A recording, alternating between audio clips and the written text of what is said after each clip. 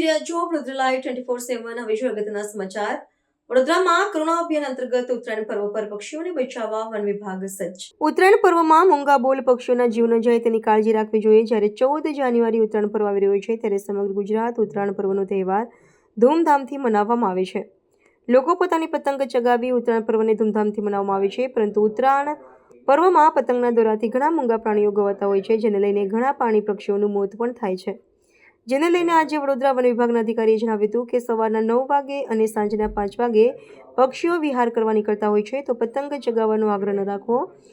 વડોદરા કરુણા અભિયાન અને રાજ્ય સરકાર દ્વારા વિવિધ જગ્યાઓ ઉપર કેમ્પો રાખવામાં આવ્યા છે, જ્યારે આ કેમ્પમાં 400થી વધુ વોલેન્ટિયરો ઉપસ્થિત રહેશે।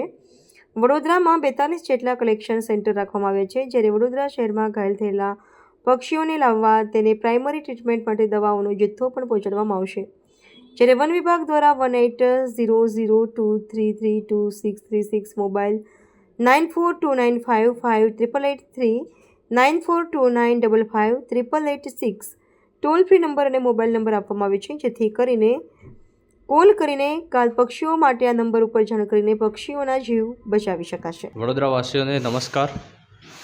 ચાલુ વર્ષે 2026 રાજ્ય સરકાર દ્વારા ઉત્તરાયણનું જે કરુણા અભિયાન ચાલી રહ્યું છે, એમાં વડોદરા વન વિભાગ દ્વારા ખૂબ સારી તૈયારી થઈ રહી છે અને ગયા વર્ષની માફક આ વર્ષે પણ જે સંસ્કારી નગરી આપણી વડોદરાવાસીઓ છે એ લોકો બહુ ખૂબ જ ધ્યાનપૂર્વક આનંદ અને ઉત્સાહ સાથે ઉત્તરાયણ પર્વને મનાવે એવી વન વિભાગ દ્વારા શુભેચ્છા આપું છું।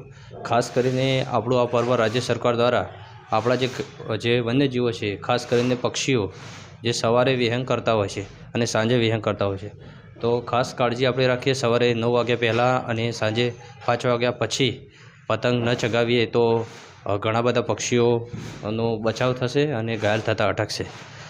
કરુણા અભિયાન દ્વારા રાજ્ય સરકાર દ્વારા જે સૂચના મુજબ સામાજિક વનીકરણ વિભાગ દ્વારા દર વર્ષની માફક આ વર્ષે પણ શહેરની અંદર 42થી વધુ કેમ્પો રાખવામાં આવે છે।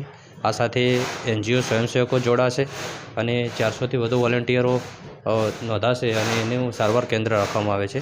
ખાસ કરીને પશુપાલન વિભાગ આપણી સાથે જોડાયેલો રહે છે દર વર્ષની માફક, અને આપણું મુખ્ય સેન્ટર આપણું જે સયાજીબાગ નર્સરી છે એ રહેશે, અને ત્યાં આણંદથી ટ્રેની ડૉક્ટર્સની 15 ડૉક્ટરની ટીમ પણ રહેશે અને 3 OT સેન્ટર પણ અહીંયા રાખવામાં આવ્યા છે।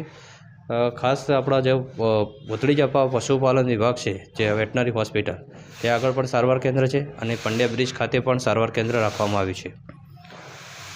જે 42 જે આપણા કલેક્શન સેન્ટરો છે તે જગ્યાએ પણ જો ઘાયલ થયેલા પક્ષીઓ આવશે, ત્યાંથી એમને પ્રાઇમરી ટ્રીટમેન્ટ માટે વિભાગ દ્વારા પૂરતા દવાનો જથ્થો પણ આપવામાં આવશે અને દરેક વેટનરી હોસ્પિટલ ખાતે પણ વન વિભાગ દ્વારા દવાઓ આપવામાં આવે છે।